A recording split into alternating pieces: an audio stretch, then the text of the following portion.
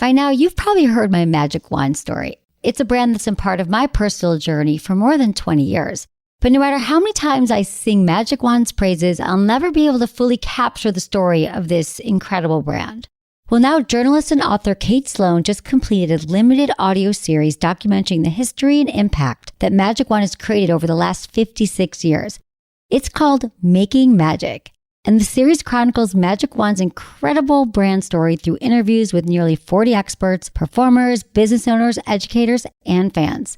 So I got a sneak preview of the series, and what I loved is that Kate weaves together snippets from all their interviews into this amazing story arc. She covers Magic Wand's journey from appliance store massager to its legendary influence on culture and sexual independence, and it's all just fascinating. The first episodes of Making Magic are available now at makingmagicseries.com or on all popular podcast platforms. Just search for Making Magic or visit makingmagicseries.com today. Thanks for listening to Sex with Emily. I'm Dr. Emily, and on today's show, I'm talking about how to manifest the sex life you've been craving for 2020. Plus, I'm taking your sex and relationships calls. Topics include a plan to get you and your partner on track for the sex life you deserve, but you both have to commit. Okay, so you've got the lingerie and you got the toys, but how can you actually keep things going in the bedroom when there's no time left in the day? You had a traumatizing conclusion to a blowjob. How do you get past it? And you can't seem to make any relationship last longer than 2 years. What is going on? All this and more. Thanks for listening. Look into his eyes. They're the eyes of a man obsessed by sex. Eyes that mock our sacred institutions. Bedroom eyes, they call them in a bygone day. Hey, Emily, you got a boyfriend? Because my man E here, he just got his heart broken. He thinks you're kind of cute. A girl's gotta have her standards. Oh my. Do women know about shrinkage? Isn't it common knowledge? What do you mean, like laundry? It shrinks? Can we not talk about sex so much? Are you kidding me? Oh my God, I feel so good. Being bad feels pretty good. But you know, Emily's not the kind of girl you just play with.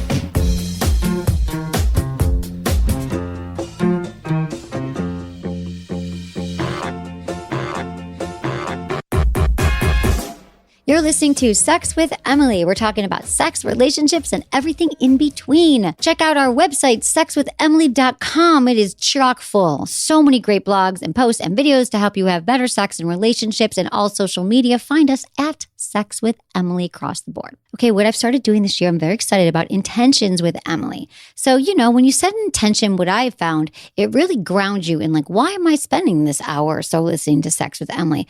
Well, what it means is think about what you want to get out of the episode. It could be, wow, I just need a tune-up of my sex life, or how do I get my partner or I sexually on the same page? We don't know where to start. My intention for the show was manifesting. I believe that everything that we want to have happen in our life, we have to have a clear vision for it. We have to know, we have to state it, we have to think about it. And I know you all want to have improved sex, improved intimacy. So I wanted to give you guys a roadmap to manifest 2020, make it your best sex year yet.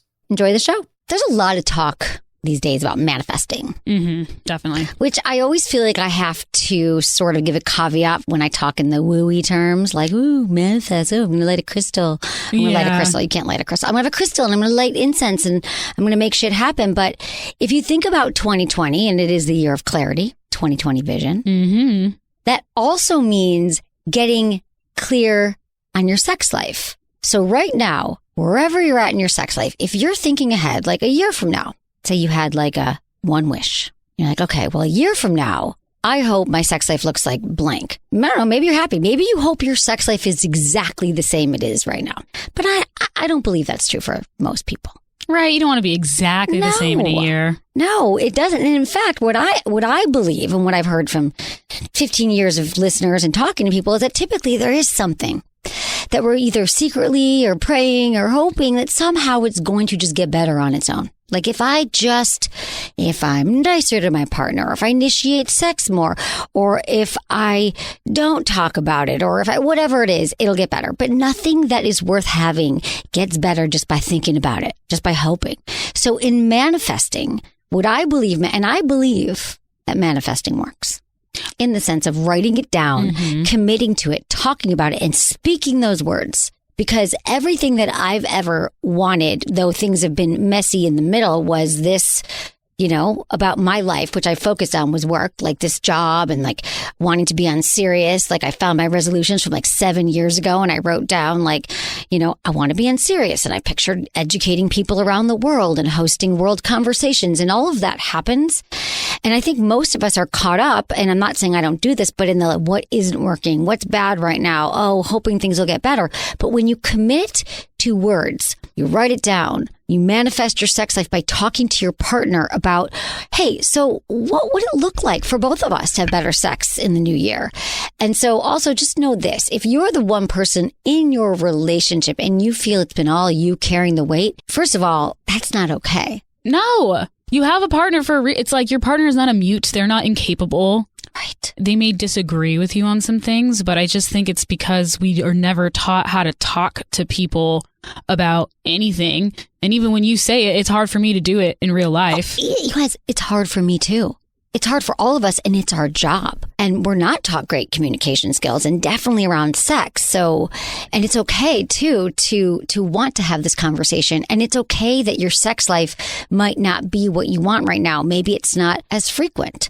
Maybe you're not having as many orgasms. Maybe, whatever, your penis isn't working how you want it to. It's okay. You're not broken. You're not wrong. And it's not your fault. So just know that wherever you're at can be improved. Your sex life can get better. Right. I don't know anything that I want to do the same way for years and years and years that doesn't dwindle. Like I go through spurts on everything. Like when I go hiking, I don't want to go on the same hike every single time I go hiking. I'll get tired of that scenery eventually. Right. That's exactly it. You actually have to mix it up. Let's say you're hiking to get in shape or something, like it's like you have to challenge your muscles, challenge your body. You can't get into the same routine, eating the same foods all the time. So just know that that's okay. And it actually means that this is the first step in manifesting your sex life in 2020 is actually recognizing that, oh yeah, I do want more and you deserve more and you will get more. I have some steps here. I just wanted to walk it through with you guys and explain to you what would be a great way to start manifesting the sex life you want. Because if you're like, what the hell is she talking about? I have no idea what I want. Or maybe you're thinking, I'm trying to think of maybe you're thinking like, oh, it's fine. Or no, my partner will never do this. So she's crazy because I want to have an orgy. And my partner doesn't even want to have a kiss in public or something. Or doesn't even want me to look at porn. Well, I feel like people just jump. We do jump. It's like you can't. You think of all the reasons why something won't work, and you shut it down. Exactly. I worked on that in therapy today. Oh, nice. Yeah. I'm going tomorrow. Good, you guys. Yes, you're never done. You're never done, you guys. It was awesome, though, because what she did was she recommended something to me, and that I thought of 3 ways why I would never be able to do it. And in that moment of recognizing it, I thought, oh, yeah, I'm doing that. You're doing it in the moment. So, okay. So everyone, open your minds, open your hearts right now. The first step to manifest a sex life that you so desire in 2020 is just committing to getting on the same page with your partner. Both of you commit that you're going to have a conversation with your partner. And if you've never talked about sex, this is the first step. This might be for people who have already talked about it, but I believe you could start at any time. Yeah. And just say, you know what? I realize we have never talked about our sex life. We maybe, or maybe you have lately, but you just say, I've never done this before. This is awkward. Or, hey, I love that we started talking about having sex once a week. Well, here's an idea for 2020. And you just have a conversation and you start to set intentions about, why you think this might help your relationship to fill in the blank. People want to, even if you're single, up their masturbation game, up their communication, buy some toys, a lot of different things. So make sure that you are on the same page and you both want to do this. And one more thing I want to say is, if you have a partner who will not talk about it, who won't talk about it and says like, this is up to you, I think our sex life fine, I believe that in a committed relation, you are not allowed to opt out of talking about your sex life. It's like you don't opt out of parenting. You don't opt out of cleaning the house. You shouldn't opt out. Well, you're right. Well, you don't opt out of saying, you know what, today, babe, tonight, I am no longer tucking the children in. I'm no longer driving them to work, driving them to school. And I'm not taking the summer vacation with the family. It's like, it's your commitment and sex is also intimacy. Yeah. So remember, you might want to say, your intention might be, I really miss how we used to kiss at the beginning of the relationship. Yeah. I really miss when you used to give me back rubs. I miss that we would play together and we used to have a lot of really fun dates. And, so that brings us to step 2, because this is a walk down memory lane. The second step to manifest your sex life. Think about your hottest sexual memories. Ask each other. Now, you could even write this down and, swap list. You could think about it for a minute or just talk it through. So let's talk about some hot sexual memories. This could be an example. And I'd like to say that it's with each other. It's the best bet. Not like we're with my ex. Make sure when you're thinking about it, get very clear that you're like, when I'm reminiscing, oh yes, no, this is with my current partner. This is not with the person that I was with 3 years ago, because that will not. That's gonna stop this manifestation in its tracks. It's manifesting in divorce. You don't want to do that.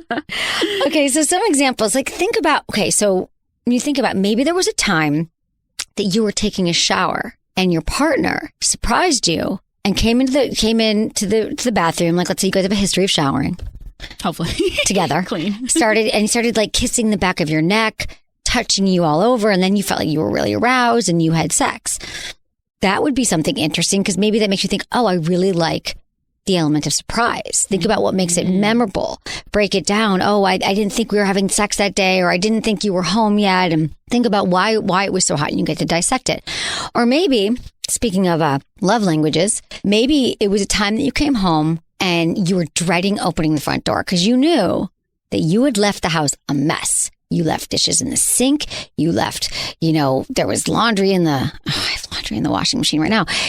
But no one's going to take it out for me. But you had laundry in the wash, and everything was full. And you walked in, you were expecting a disaster, but you come in and your partner had cleaned the whole house and everything was in its place and you didn't expect it. And then when you saw your partner, it turned you on and you just jumped their bones. So that means acts of service. Yeah. That's a great one. For many people, I need my partner to take care of my needs. Maybe it was words. Maybe your partner sent you something. You're like, it was that day you kept sending me all of those sexy texts. And then when I got home, you had reenacted, you actually followed through, and the toys were charged, and you had my glass of wine sitting there, and you fed me my favorite chocolates. And it was through words of the buildup. So this is where we get to figure out what is hot for us. What was it about these specific moments that made it so memorable, that turned you on? And then you get to see, this is making you guys both realize, well, what do we need more of in our sex life? Maybe it was a spontaneity. Maybe all of your memories were in the morning, and you're like, right? Oh. And your partner always initiates at night, and that's why you never have sex. Yeah. You're like, dude, light bulb moment. Oh, babe, morning sex for me is hot, or afternoon sex. You get to think time of day. I felt safer. I felt I had more I felt I had more time. Maybe there was a new move. Your partner all of a sudden flipped you around, or, did something different, or it was the first time you used a sex toy. Yeah. You're like, I want to incorporate more of that. And we only did it the one time. Yeah, they're like, oh yeah, I remember that. Oh, you loved that. I thought you hated it because you jumped in you made a weird face. Literally. That's why we think shit. Oh, you didn't talk about it. Maybe it was something your partner tried a new move. This happens all the time. Maybe your partner tried a new move. And you, in your head, were like, oh, obviously my partner could tell that I love that move, but you never said anything. So in their mind, they're like, I didn't think you liked it. So this kind of thing. So maybe it was after a fight. Ooh, and so heightened energies, kind of heightened adrenaline. Yeah, the dopamine was kicking in. So, maybe it was after you worked out, climbed a mountain, did something together. The other thing to get clear on, maybe, and again, I'm giving you options. Maybe and here's the thing, guys, don't think it has to be something crazy. Right. It could be because your partner was out of town for 2 weeks and you haven't seen him and you missed them. Yeah. Well, that to me says you need to create more scenarios like that. Not with someone leaving for 2 weeks, but maybe you need more distance in your relationship. Maybe you need to keep some more mystery. I like that. That's all about mystery. You need something that's, you need some time to create the space that creates the hotness. The other thing we love is the yes, no, maybe list. What that is we'll have that in the show notes. Mm-hmm. The yes, no, maybe it's on our website. If you're like, yeah, Emily, I want to spice it up, but I don't know what to put on our manifesting list. Yes, no, maybe list gives you literally every sex thing, act, move, gesture that you have thought about in your life, or that you maybe even haven't thought about, or that you've heard about. It's there. So you can say, you each take the quiz, the test, what is yes, no, maybe, and you say, okay, yes, I want, yes, no, maybe, do I want more spanking? And you're yes on spanking. Maybe your partner wants more spanking and you're both yeses and you didn't know. right? Yeah, it Problem could be solved. like bondage. It could be, we have a good podcast that came out about bondage. Yes, it's today. called They Call Me Bondage. Yeah. Sorry, I'm very That's proud good, of the Jamie. name. That was a great title. And maybe you want, what is it? More kissing. You want to try anal. You want to watch more porn. I mean, it literally has like 50 things on the list. Yeah. Then you get to both look at that list, and then maybe you just look at your yeses. Maybe you both have similar maybes, and then pull out a few things on that list. And that's where you get your commitment. So maybe you pull out 3 things that you're going to work on for the next year. Yeah. And you're like, and then you just have to agree to that. Maybe it's 1. You guys, don't put pressure on yourself because you've probably never done this before. The third step, create a check-in list. Because now that you've figured out what it is that your sex life could use some more of, now you got to set it up in a check-in list. Maybe you share a note, you share a Google Doc. You both had to write it on your calendar. 3 months from now, we're going to check in. And then you start implementing these changes. And I think you both have to put on your calendar that in a month from now, I like a month from now, a week from now. I think when things are a few months, because this is also a new habit. Yes. So remember that change is not easy. Everything that is worth having in life takes discipline. It takes time. It takes commitment. And for me, it always takes someone helping me. Without my team, you guys, I would not be here every single day without everybody helping, along this vision. So you got to check in, take some stuff from the yes, no, maybe list, and just start working on them. And if anything, you're going to have a great conversation. If you can't finish it in one night, you can circle back in a week. Well, yeah, because I feel like people call in all the time and they say, well, I talked to my partner about this and then nothing happened. It's like, well, because no one initiated it. You can talk about it, but then he's like, well, you brought it up, so you should initiate it. But in my mind, it's like, no, I brought it up, so now you should do it. Exactly. Jamie, you just encapsulated it perfectly. That's exactly what happened. So I recommend talking about it. And remember, it is not a one-time conversation. What I'm hoping is this conversation sparks a bunch of others and that eventually I won't have to remind you. Well, and I think it's funny too, because we always think like we never remember conversations, every single one that we have, or we do remember it, but then like life gets in the way. Oh, yeah. So even when you're talking about something mundane, like your favorite grocery store, someone might forget 3 months later. Absolutely. Or I told you this was my favorite movie or my favorite thing, or we had that conversation. People don't remember. We're all busy and distracted. So give your partner the benefit of the doubt. Sweep all that negativity, contempt that you have contempt is tough, but anger, resentments you have with your partner aside and say, well, I'm just going to try this out, see what happens. Maybe Emily's right. Maybe her team's really going to help me have the sex that I want. If you're thinking maybe Emily's right, just rethink it. Emily is right. I am right. I am right, you guys. I don't know. I just think in a year from now, I want to be in a different place. I like movement. I like better sex. Yeah. I like growth. I'm trying to grow mentally more so than physically right now, I guess. It's amazing. I see that you're doing the work. Well, you told me a long time ago it took a while to click for me, but it finally clicked. Yeah. So it takes some time, you guys. Again, we got to plant the seeds of this, right? Talking to you about going to therapy and stuff. We're going to take a quick break and we come back onto your calls.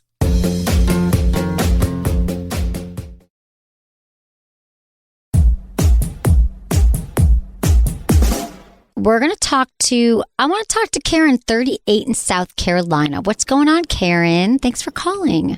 Yeah, hey, Emily. I actually talked to you about 6 or 8 weeks ago. Okay.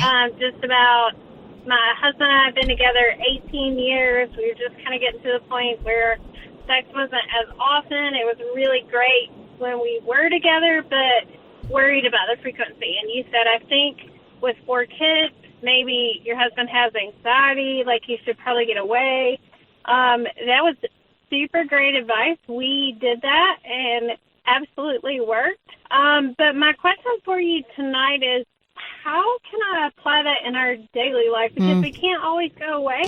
Right. We both are working full time. We have 4 kids, all that kind of thing. So, yeah, if we can go on vacation, it's fantastic. But what can we do on a regular basis to make things exciting? And let me just let you know, I bought some outfits and some things, and he loved it. Like, I hadn't seen him that excited in a really long time. Yeah, wow, Karen, amazing. This is great. Yeah, I just want to know what to do to keep that going on a regular basis. Well, first, I think the thing is, first of all, that's all. Thank you, Karen. I love this story. I'm so happy for you guys. And so I feel like The important thing to do is, so what you did was you went out of town and you prioritized your relationship with each other over everything, over the kids. And, you were like, we are going to pay attention to our relationship. So what you have to do is you have to have a date night once a week that is non-negotiable. Like, it doesn't matter what else is happening. It's just as important as a holiday, as a meeting with your accountant. Like, you don't cancel it. You got to get a babysitter. Maybe the babysitter takes the kids out of the house. Maybe you've got in-laws, your parents. Like, you need to have that time, because that will give you more time. Like, if you're like, we don't have time, it's so busy with the kids. But that is just really important. That's one thing. Like, can you do that? Yeah, yes. And so my one suggestion was I get a day off during the week, and then he has the option, because he owns his own business, to work on a Saturday, which I work on Saturdays. And I said, all the kids to go to school on Thursday. That's perfect. Can you stay home with me one day a month. Yes. So I think you should that would be great.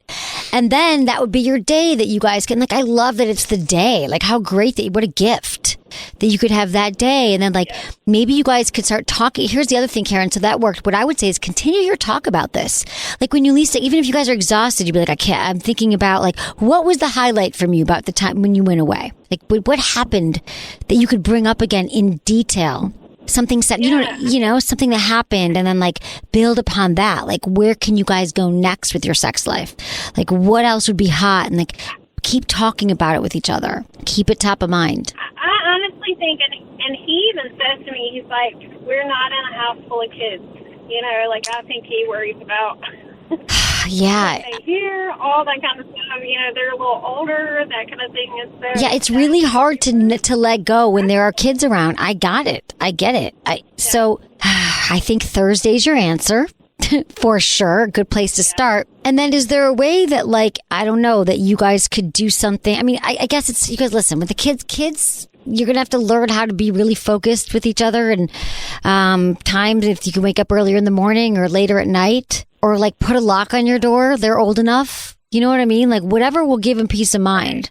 And then maybe there's quickies to have. Maybe there's, keep fueling the fire with new exciting things to try. Like we talked earlier, if you go to the store, go shopping with him. Maybe there's stuff that he's into. You could. Right, and I think I guess the second part of my question is I don't want him to get bored and just said, hey, let's look at this website together.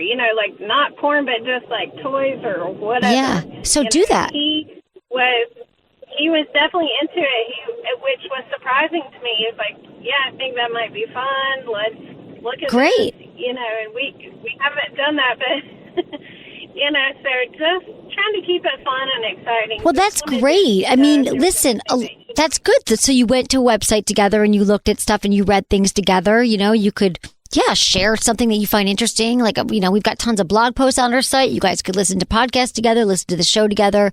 There's some great books. When you're alone in bed together, go to sexwithemily.com. We've got a store there. You guys can look for some things and see what's interesting to him, what's interesting to you. You can shop in bed. Everyone else does it, right? Keep the fire burning. Keep the pilot light lit for both of you. And then you're just, there's sex games that are so fun, Karen. They're literally like, there's one called Monogamy, like Monopoly, but it's Monogamy. And you play like a board game. So, like, just get curious. Look at things. There's sex dice. There's lots of things. So, Karen, I love this enthusiasm. And get a subscription box. We have a date night subscription box that you can get 4 times a year. A Sex with Emily box that everything. Then with every 3 months, you're like, all right, we got a bunch of things to play with. So just look for how you guys learn together and what keeps it interesting. All right, Karen, thanks for calling. Appreciate it. So glad that this was helpful to you. Okay, let's talk to Katie, 25 in California. Hey, Katie, thanks for calling. Hello. Hi. Ask me away. Ask away. How can I help?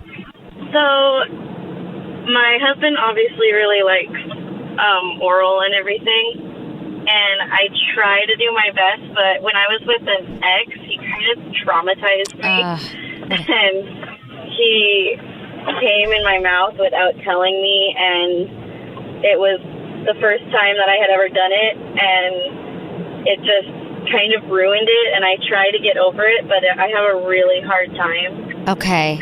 So, and I feel really bad because he's really good about giving me oral, and I feel bad because I try to do it, and sometimes I just can't bring myself to do it. Well, Katie, that makes total sense. I'm really sorry that this happened to you because that's what happens, Katie. Sometimes, like, women or men have a really bad experience with some sex act, and they're like, I can't. And it literally is a trauma.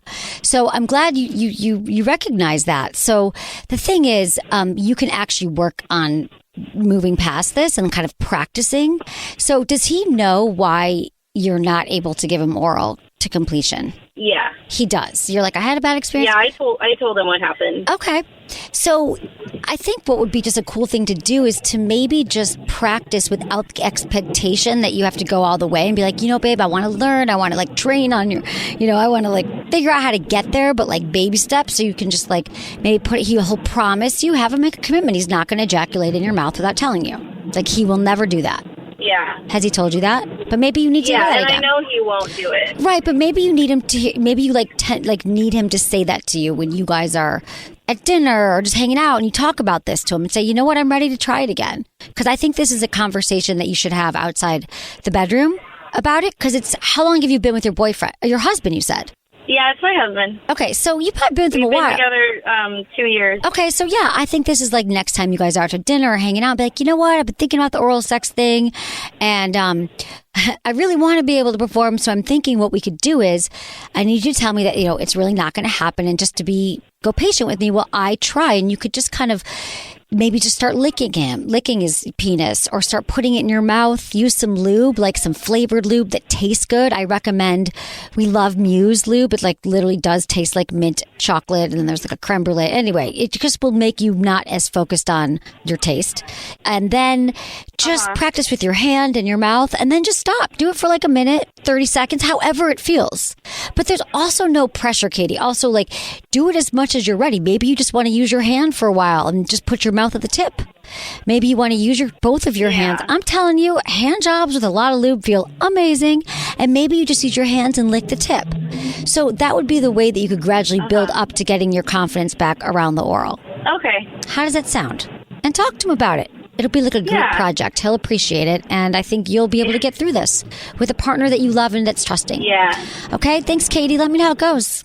Okay. I really want to talk to John, 54 in Nevada. Hi. How can I help you? Hi, Emily. I love your show. Thanks, John. And I've called in a couple times before, and I was just, my thing that I'm going through that maybe you can help me with. I'm 54 years old, and up until my 20s and 30s, I was married twice and divorced in my 20s. Big time partier. It was really easy. Seemed like, I could be single and things were cool, or I'd meet someone and we'd hook up, and we'd be living together in 30 days. Right. But the last 20 years, I've spent in recovery, a lot more sound mind, blah, blah, blah. Did some therapy, but I keep getting in relationships that last about a year and a half to 2 years that are freaking great. We go on vacations, we hang out weekends. Right. Always comes to a point where the person I'm dating wants to eventually obviously move in or get engaged or married or something. And I've had it said more than once. It would be like, John, if I would be willing to come and stay on Thursday till for the next 10 years, I honestly believe you. Oh. And I really would like to be in love and get married. But somehow or another, when it gets to that point, I just don't have the desire with that person to move up.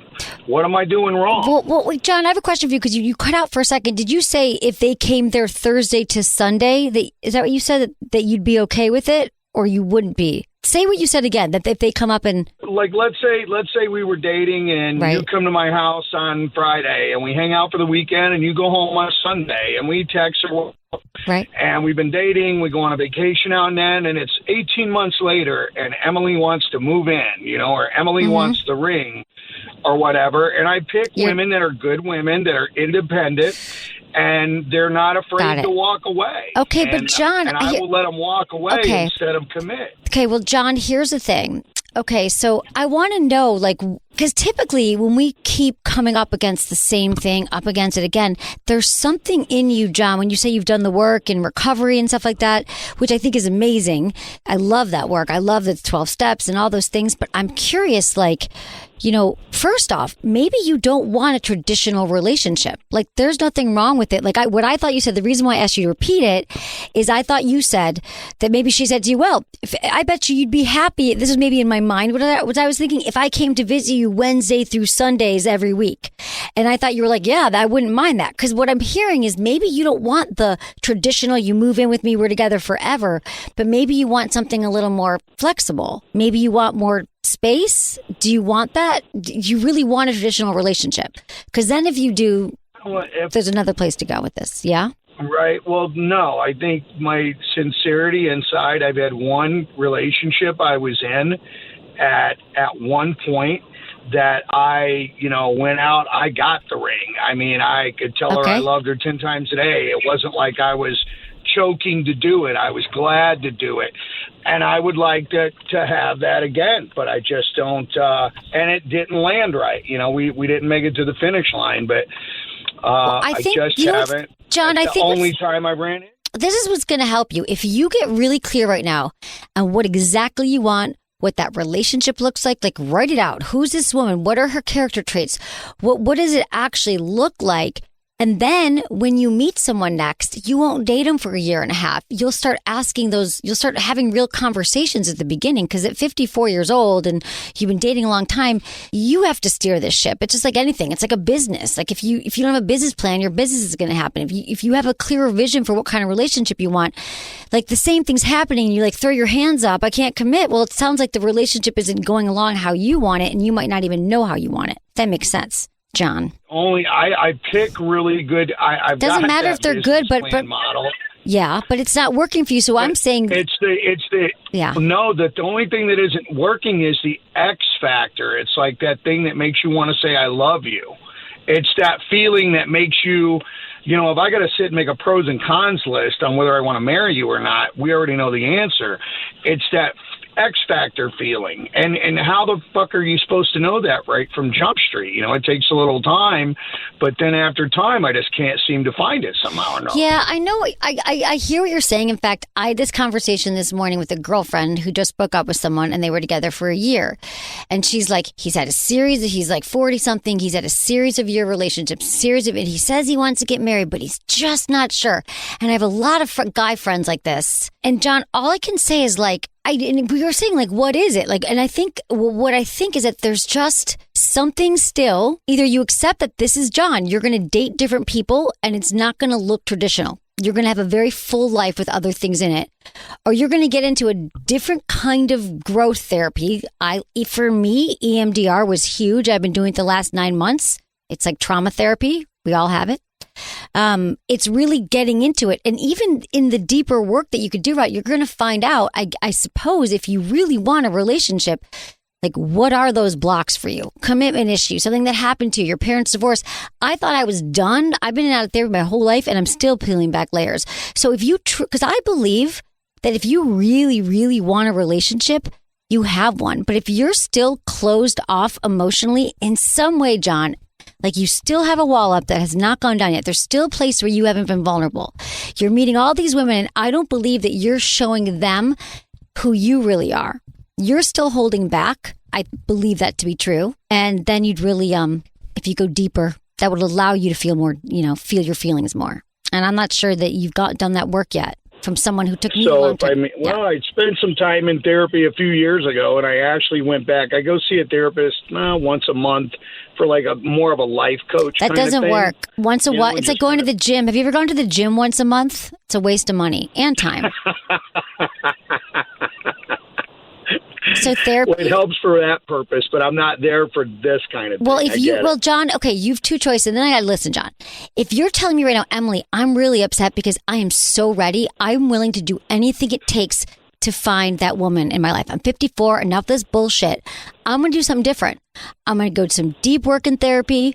I'm going to stick to it for every week for the next 6 months. I'm not going to miss it. Like it's my golf game. Like it's my beer night, my mom's birthday. You are fucking committing to that therapy. And I promise you, after a few months even, you're going to know why that is. At least you're going to be on a different path. You won't keep repeating this. You're going to be able to do some more work. But if you're like, you know what, fuck that. That's a lot of work. And you know what? I like my life single. I just want a few women to hang out with. Then that's okay too, John. But I believe that we can all get whatever we want if we put effort behind it. Okay, John? I got you. All right. I got you, man. All right. It's good to hear from you again, John. Yeah, of course. I'm here for you all the time. I remember John. John, we've been through a lot with John. This is what I love. This year-long relationship. So there's certain topics you want to hear, things you love, things you don't, things you want to change. Feedback at sexwithemily.com. Also, my team is awesome, so thank you, Ken, Kristen, Elisa, Brian, producer Jamie, and Michael. Was it good for you? Email me, feedback at sexwithemily.com.